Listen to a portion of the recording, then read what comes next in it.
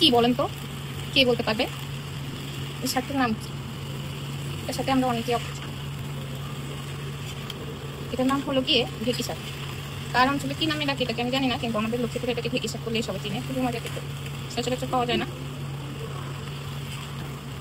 গ্রামেও এটা বিলুপ্ত পায়। গ্রামে গেলেও এখন আর এই ঢেঁকি শাকটা দেখা যাবে।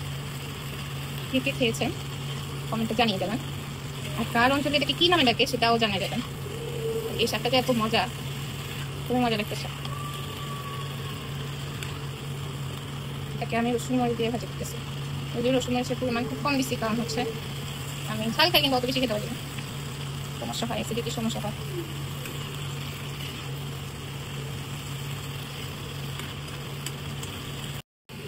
ফাইনালি আমার ঢেঁকি শাক রান্না শেষ। এটার মধ্যে আমি একটা ডিম ভেঙে দিয়েছি।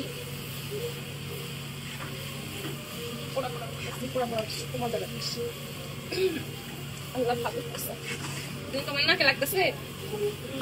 এই আমাকে যেন দেখে না যে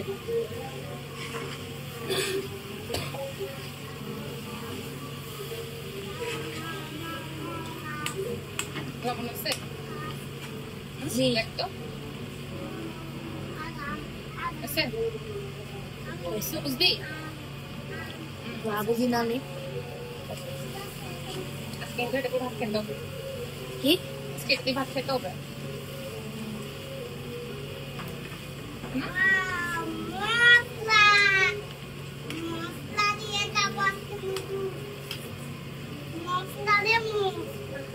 শেষ দাও।